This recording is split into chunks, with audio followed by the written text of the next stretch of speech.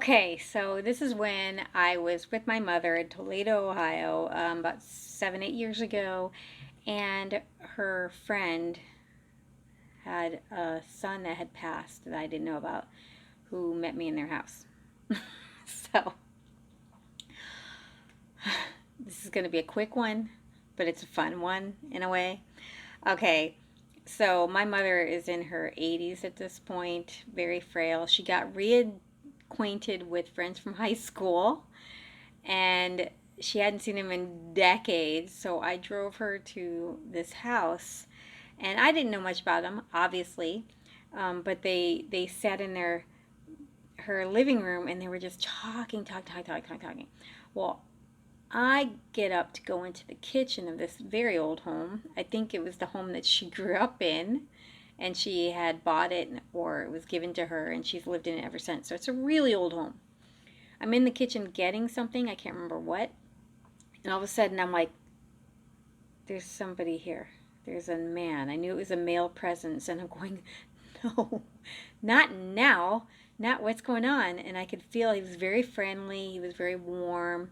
I didn't get scary at all. So I didn't know who it was, but I also didn't want to do it right then and there either, because I just got there with my mom and a strange person that I didn't know, and they were raised Catholic, so probably not the best thing to meet somebody with. So I'm like, I can't talk to you. I'm sorry. I can't talk to him. I'm sorry, whoever you are, but I got to give. So I'm in the living room and I'm trying to join in the conversation, and he's like hovering with me, and I'm going, I can't. I can't do it. No, please. They're like these two little wrinkly old women just enjoying themselves. I can't do anything about that. And I kept getting a J, and a J name, and I'm like, no, no, no. I'm fighting spirit in a nice way. And then I thought, okay, J, my husband's name is James. I'm probably partial to the J. It's just my subconscious, blah, blah, blah, blah, blah. Anyway, he wouldn't leave. So I finally went, fine. So I was like, I interrupted their conversation and I kind of nicely tried to bring it up. I don't remember my exact words. And the lady was receptive to it. These little white haired old ladies. My mom was like, yes, she can see spirit. So my mom's trying to help out a little bit, and she was like, oh, really? And so I was like, well, this is not what I expected to happen at all. I thought I would embarrass my mom. She'd be mortified, and this lady would think I was crazy.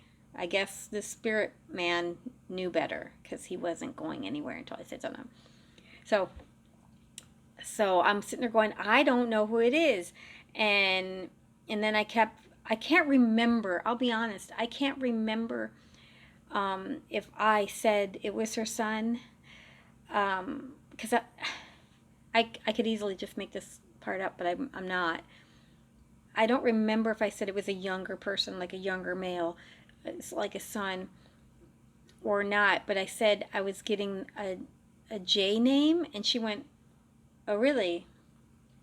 I go, yeah, but I'm like, oh, it's probably just because my husband's name is. Then she tells me years before, decades probably, her son, who had a J name, I don't remember it now. It could have been James, but I don't think so. But it was like that. It was a J name. She said had died in Hocking Hills, Ohio, when he was climbing. And I went, yeah. I mean, as soon as she said that, he was like in spirit. And I go, yes, that's who it is. He just wants you to know he's around you. I mean, he met me in the kitchen. He's hanging out here. And she goes, I always knew that. I always knew he was around me. And she went and she got this old, I'm getting goosebumps. She went and got this old photo album and was showing me pictures of him and everything. And he was a good looking guy. He was. Weird to say, but I mean, he really was, and everything. And she goes, it was just a tragic thing, but he's never left his mother, and I think he just wanted her to know that. And it was so sweet, short, sweet. I hope it's short and sweet, But it was really, right after that we wrapped it up because there wasn't really much to say. But I was kind of mad at myself for doubting the J name.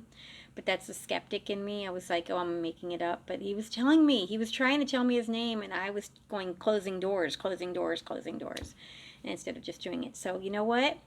Just do it. That's what I learned from it.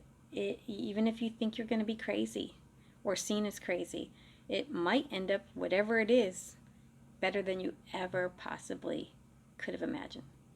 So that's my really wonderful, short and sweet one.